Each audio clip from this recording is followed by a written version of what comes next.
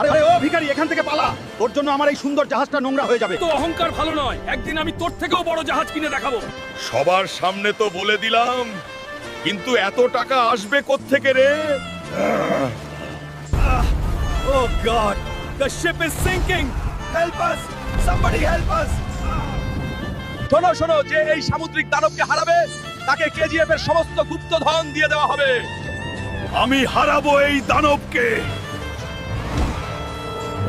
তুই তবে সেই রাক্ষস, আজ তুই আর বাঁচবি না।